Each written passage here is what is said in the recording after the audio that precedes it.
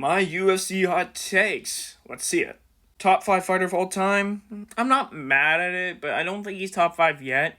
If he beats Corey, we'll talk, but I don't think he's top 5 yet. Yair Rodriguez is a top 15 striker of all time, arguably top 10.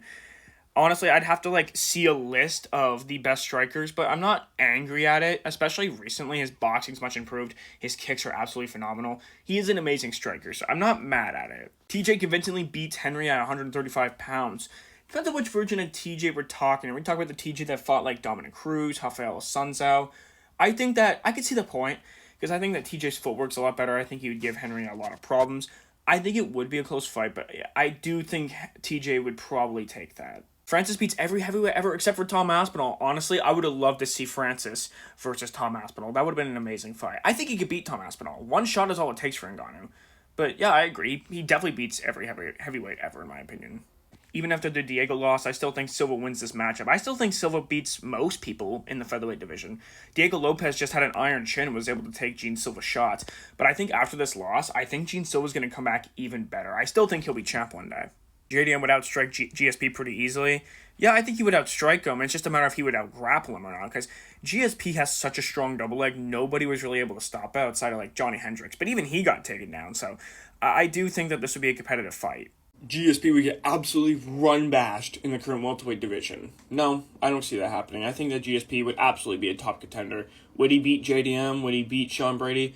I don't know. But I do know that he would be very competitive in today's welterweight division. His wrestling is just so strong that even though welterweight's got good grapplers, I still think he'd be able to do well. Stylistically speaking, Arman should be the favorite against Ilya. Ooh, that's interesting. I don't think he should. I understand what you mean. Not a lot of wrestlers have fought Ilya, but I think Ilya should still be the favorite. John Jones isn't top 5. That depends if you count PED users or not. If you do, John Jones has to be in your top 5. If I count PED users, John Jones is number 1 for me. If Usman wasn't alive, Colby would be considered the second best welterweight of all time. It would have been champion for a long time. Yeah, I think that's pretty fair to say. The product hasn't been the same since it became mainstream and profitable. Too many events, too many fighters, and it's watered the sport. I don't disagree. I think those UFC Apex events just literally water everything down. These crap cards where you might recognize one fighter in the main event. When you have UFC Fight Nights where Neil Magny's the most famous fighter, there's a problem. Ilya is overrated and the lightweight division sucks? Oh gosh. No, I don't think Ilya is overrated. I think he's probably one of the most skilled fighters of all time. But to say the lightweight division sucks is absolutely crazy. I hate wrestling/grappling heavy-based matches so much. I understand it's mixed martial arts, but damn, I just want to be entertained. Not seeing a guy get held down and getting toast on against the cage. Well, you know what would solve this problem is what Pride used to have with their yellow cards that you would get if you were stalling too much. I think we should have something similar here, because I think wrestling and grappling can be entertaining. When it's Aljamain Sterling versus Masar Evloev, that's entertaining. When you get guys who just hold you up against the cage, like what Marab did to Jose Aldo, what Mario Bautista did to Jose Aldo, that stuff's boring. My UFC Hot Takes from 0% to 100%. Let's take a look and see what this guy has to say. The judging system is broken. Yeah, I don't think anybody's disagreeing with that. Heavyweight division is the weakest division. Again, if anybody's disagreeing with that, then they really don't understand skill. The UFC should do more for fighter health and retirement. Again, I don't think anybody's going to disagree with that. Islam is way more well-rounded than Khabib. I agree. I don't think that's a crazy hot take. The BMF belt is fun, but it's meaningless. I agree. It's essentially a silver medal, saying you're not good enough to win the belt. So here's this little marketing tool we're going to use to try to make more money, so that when there's a belt on the line, it generates more pay-per-view sales. So yeah, it's essentially meaningless. The UFC should do more 5-round co-main events if it's a non-title bout. I agree, but I also think that the fighters should get paid more if they're going to be doing 5-round co-main event fights. John Jones' PED violations disqualify him from the GOAT debate. I agree. I've been saying this for a long time. Not every pay-per-view has to be like UFC 300. We can't depend on name value all the time. I agree and disagree at the same time, because I do think it's the UFC's job to help promote these fighters, but these fighters have also got to do a better job of promoting themselves and giving us a reason to want to watch them. But I agree, not every card could be like 300. But ever since, it's been kind of a bit of a decline for my liking. JDM beats Islam. I can absolutely see it. He's bigger than Islam. Islam's probably a similar size to Bilal Muhammad. We saw how that fight played out, but styles make fights. I do think JDM can win that fight, though. I don't think that's a crazy thing to say. Charles Oliveira's style has gotten old and will lose his next fight. I think it's getting a little bit outdated, and as he ages, his chin's only going to get worse. He just got flatlined. I'm pretty sure he's fighting Rafael Fiziev next. Yeah, GG's. McGregor would become champ again possibly in welterweight if he would start locking in. I don't think he becomes champ, right? Because look at the guys he'd have to fight. At welterweight, JDM, I don't think he beats JDM. However, I do think a prime Conor gives JDM problems, but I don't think he beats him. Ilia Topuria, I think right now, Ilia would starch Conor. Like, Conor is just not the same guy anymore. The guy who fought Dustin in the second fight, possibly Conor could have gotten that win. The guy who fought even Khabib, the guy who fought Eddie Alvarez, that Conor could have beaten Ilia Topuria. This one, not a chance. UFC hot takes, but they get hotter. Let's see what he has to say. Imavov is the best striker in current middleweight. I agree. The only way you could say otherwise is if you consider MVP a middleweight. Like, he's ranked, but he's more of a welterweight. But if you count him, then it's MVP. But it kind of depends on where you stand on that. Petr Yan deserves the next title shot? Yeah, I think that makes sense. After Corey Sandhagen, there's literally no one else. Petr Yan is on a 3-fight win streak. Anybody wanting an Umar rematch, you gotta let Umar get a win or two first before you can just throw him right back into a title shot. Because look what happened to Sean O'Malley. That kind of backfired. Imavov is the hardest matchup for Khamzat. I actually picked Fluffy Hernandez as the hardest matchup. Cardio, pace, very good wrestling, good grappling, a more technical striker. But honestly, I can see what you're saying if Imavov's able to handle the wrestling. But I don't think anybody's able to handle the wrestling. So, I mean, you could say Imavov, you could say Fluffy, you could say Sean Strickland, you could say whoever. It doesn't matter. None of these guys are beating Khamzat. Dustin is the best lightweight to never win the belt. I don't really think there's much disputing that unless you count Justin Gaethje. So, it's kind of up for debate as to who's better between those two because they each have a win over each other. But I would say Dustin Poirier is probably the better one just because he's been in the UFC a lot longer and he's had a lot more high-profile fights and wins. More than Gaethje, at least. No one deserves a title shot at lightweight except for Arman. This is true. The only thing going against him is the fact that he pulled out at the last minute against Islam. However, if you go off merit, he is the deserving number one contender. But I understand why Ilia would be hesitant to fight him if he pulls something like this again. Umar will beat Merab in a possible rematch. It could happen, but Umar's got to have the gas tank. If he can have good enough cardio for the first 3 rounds, I believe he beats Merab. If not, no, then nobody's going to beat Merab. MMA should be in the Olympics. Facts. What's crazy is I'm pretty sure almost every single foreign martial art that's like a credible one is in the Olympics, but somehow MMA has not made its way to the Olympics. I would love to see this. Tom would beat John Jones without a doubt. I wouldn't say without a doubt, but I do think that Tom Aspinall should be the favorite. Younger, bigger, stronger, faster, more athletic, more power. Everything's in Tom Aspinall's favor, except for possibly cardio, maybe, we don't know, and fight IQ. Those are the only 2 things you can argue. Both are going to beat Ilia. Well, Islam, yeah, you can absolutely make the argument that he's bigger, better wrestling. He's just too much for Ilia to handle. However, if you're talking about someone like Usman Nurmagomedov, he's not really tested. We got to see these Bellator guys in the UFC. That's the only way to find out. And as we found out recently, a lot of them have been completely and utterly fraud checked, and there's a possibility that Usman Nurmagomedov could be the same way. And lastly, no one from the Fighting Nerds is going to win the belt. I think Gene Silva eventually will win the belt. I think he's going to get a lot better from that Diego Lopez performance, and I think he will go on one day to be a champ. And as well as, if he had fought anyone else other than Diego Lopez, he would have won that fight. Absolutely. Diego Lopez just has a chin of something else. And the only way Kyle Bahayo wins the belt is if Khamzat loses it, but I don't think that'll happen. And for the other two, Carlos Peraltes and Mauricio Huffy, I just don't see it happening. They're just both in too tough of divisions. UFC hot takes, but they get hotter every time. Let's see what he has to say. John Jones and Conor McGregor will never fight again in the UFC. That's an iffy one. It depends if they get on the White House card or not. But if they don't, then yeah, I agree. They probably won't fight again. Islam is a better fighter than Khabib skill-wise and legacy. Yeah, I agree with those. Khabib's more of a marauding machine. He just overwhelms you. He's not necessarily... He is skilled, but Islam's more skilled. He's just not as marauding. Petr Yan has the best chance to become champ at bantamweight, even though he already got destroyed by Merab. Yeah, I think everybody should probably agree with this take. There's no one else that really has a good, skillful chance of winning. So I guess this one was before the DDP fight, but yeah, I agree that Khamzat's definitely going to reign over middleweight. John Jones is the GOAT? Disagree. He's a steroid-using cheat. He ducked Tom Aspinall. He'd rather take a fight with his wife over Tom Aspinall. Topuria's resume is overrated. The names are big, but they all have either come from a KO loss or a big weight cut or just not in their prime anymore. Well, yeah, but I think that right hand would have KO'd Volkanovski regardless of the second Islam fight. And yeah, Max made a big weight cut, but even at 155, I think Topuria still wins.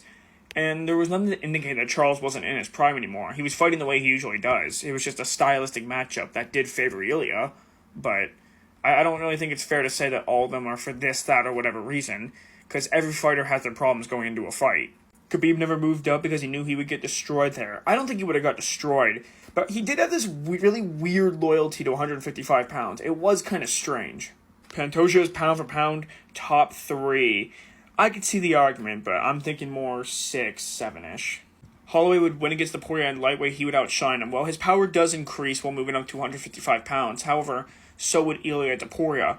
I think that Max Holloway is able to compete with Ilya, but he has to fight perfect for 25 minutes. Like, Ilya's power is something else. But Max was doing very well in the first fight until he got clipped, so I can kind of see what you're saying here, but I think the Poirier still wins. And lastly, John Jones never ducked Tom Aspinall. Then why didn't he fight him? It's because he was ducking him. He didn't want to fight the younger, bigger, stronger, faster, new up-and-coming, new-gen heavyweight. So he decided to fight a 42-year-old Stipe and then bounced. And even if you want to say, well, Stipe was promised that fight a year prior. Okay, so after the Stipe fight, why didn't he fight Tom Aspinall? It's because he was ducking him. There is no other reason. He literally walked off the Nelk Boys podcast because he was asked if he was going to fight Tom Aspinall. He was ducking.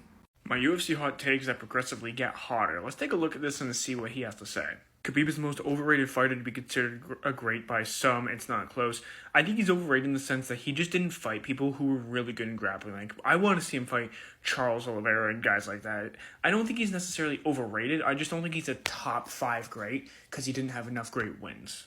Islam being 2 to 3 fights away from GOAT status and will finish Ilya if they fight. I still think that GSP is the greatest of all time because I do not count PED users. And so I don't think Islam would be the GOAT yet, but I do think he would be getting close to that status. But it depends on who he fights and who he beats and how he beats them as well. As for the Ilya thing, I think he can absolutely finish Ilya Topuria, specifically on the ground. I don't think he knocks him out on the feet. As fun as his run was, the O'Malley train has left the station. He's not as hungry as pre-champ Sean. Well, there's nothing to indicate that. What, because he lost to Merab twice? Merab is one of the best fighters in the UFC. I don't think that there's any reason to say he's not hungry. I think his next fight is really going to be a big tell as to where his head's at and how hungry he is. Hamza becoming champion would be the worst thing for the middleweight division. Too inactive and a huge gamble on making fights. He would hold up the division severely as champion. Well, now that he is champion, I absolutely do agree with this take. Hamza's just too inactive. Fighting once a year is not going to be enough. We don't want the Khabib stuff as champion. We want champions fighting at least twice a year. If the Alex that fought Khalil shows up in the rematch, he beats Ankh. I don't think so. I don't think it was a matter of Alex looking poor that night against Ankalaev. I think it's just a different stylistic matchup. Ankalaev is just a really good counter striker who is a better grappler, but as well as better in the clinch. I just don't think it really matters. I think Ankalaev would have beaten Alex Pereira regardless. John Jones is not a top 3 of all time. No explanation needed. I agree, because I don't count steroid users. Tom retired John without throwing a single punch, but he would have retired him if he fought as well. I don't really think that's a hot take. I think people think Tom Aspinall would have beaten John Jones purely due to the age discrepancy, the size difference, the speed, the power, everything that Tom possesses. The only thing we don't know about Tom is his cardio, but we also don't know about John Jones' cardio in the heavyweight division. How does he look in those 4th and 5th rounds at a heavier weight class? We still don't know. But I think that Tom would have won. I don't think this is that hot of a take. McGregor is the top 3 striker of all time, arguably the best pure boxer ever in the sport at his peak. If you're talking like when he fought Dustin Poirier the second time, that might be the best boxer of all time in the UFC. It depends on how you view it. Maybe Ilya Topuria or Petr Yan could be considered the better boxers, or even Dustin Poirier. However, in terms of the best striker of all time, or top 3 strikers of all time, I don't think McGregor's top 3. I think he's top 10 for sure, probably somewhere around number 6 or number 7, but I don't think he's top 3. 80% of Ilya's fan base is full of casuals who think he is untouchable and are the most annoying fan base to graze the sport in a while. I think that the Khabib and Islam fans are the most annoying people in the entire fan base. Seriously, you cannot mention Conor McGregor without Khabib's name being brought into the conversation. Khabib was never the biggest what if, not a single KO or TKO in the UFC, and took a wash Jeremy Stephens to a 29-28 decision. I think that's just because people see the flash. They see the fancy kicks, fancy punches, all the spinning stuff, and I think he is the biggest what if. I think he's the biggest what if in terms of, after his surgeries, how was his cardio going to hold up? But I do think he is probably the biggest what if. I mean, if not him, then who else? I wanted to see how he would fight against Alexander Volkanovski or Max Holloway. Do I think they beat him? Yes, but I still wanted to see those fights. Here are my biggest UFC hot takes. Starting off easy with John Jones. He's not the GOAT. I don't count PED users. I will never count cheats. I'll never count ducks. And it's not Tom Aspinall is not the first person he ducked. He ducked Francis Ngannou. He ducked Chael Sonnen back in the day because he didn't want to fight him on short notice. I can't have him as my GOAT. Now this is where I might get into some trouble. I think Jose Aldo's greater all time than Alexander Volkanovski. If you let it sink in for a second, you can argue he's even still just the featherweight GOAT straight up. But then if you also compare it to the bantamweight career that Jose Aldo had afterward, I think that he's had longer career, more competition, more title defenses.